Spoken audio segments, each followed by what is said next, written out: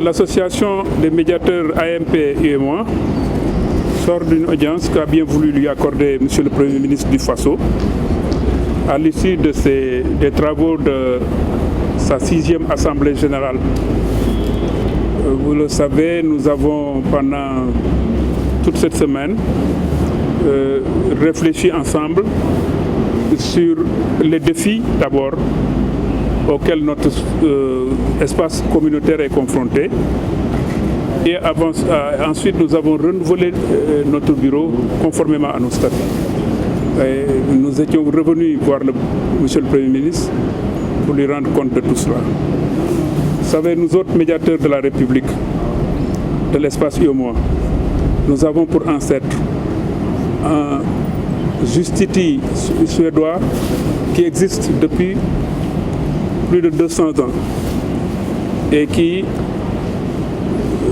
autorise les États, qui oblige les États qui sont soucieux de démocratie à se doter d'une institution du médiateur chargée d'intercéder entre le citoyen et l'administration, chargée de promouvoir et de défendre les droits des humains. Nous avions donc l'obligation, en marge de nos travaux, de réfléchir sur les défis auxquels notre sous-région, notre espace communautaire est confronté et qui sont des défis sociopolitiques, qui sont des crises sécuritaires. Nous avons réfléchi sur tout ça parce que le citoyen est au centre.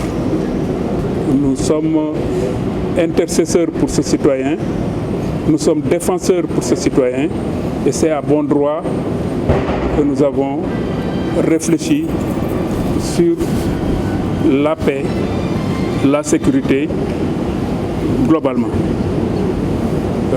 Nous repartons plus ou moins rassurés parce que du discours que nous a tenu le Premier ministre, il ressort qu'il est au même niveau d'information, sinon à un niveau plus élevé que nous sur ces questions.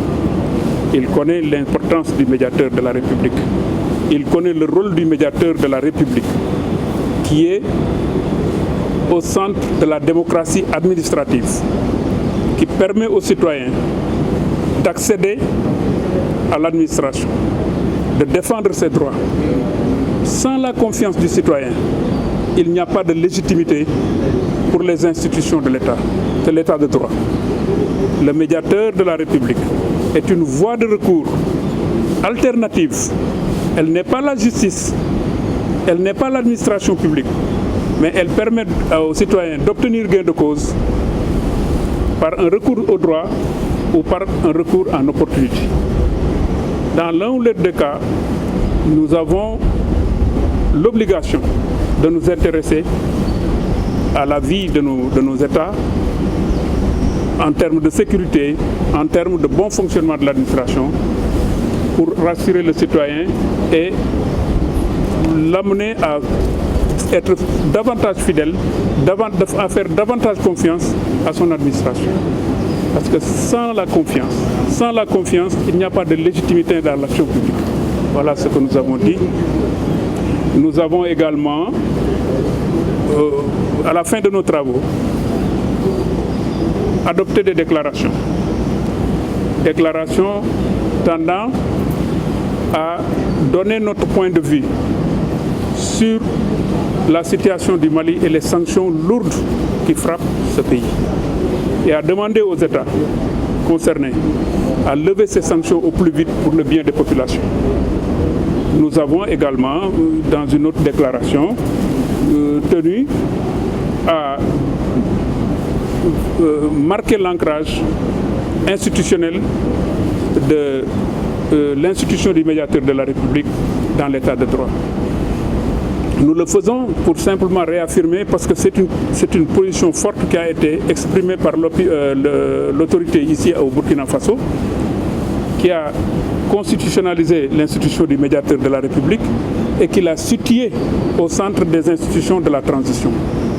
Mais nous enfonçons des portes ouvertes parce que tout le monde n'a pas ce bonheur qu'à l'institution du Burkina Faso. Et c'est une requête et c'est une réclamation légitime que nous tendons à exprimer auprès des autorités de l'UEMOA pour que cette institutionnalisation et cette constitutionnalisation soient étendues à toutes les institutions de la sous-région, en tout cas de l'espace communautaire. En tout cas, nous sommes rassurés, nous repartons confiants parce que nous avons bénéficié auprès de M. le Premier ministre d'une présence et d'une écoute attentive.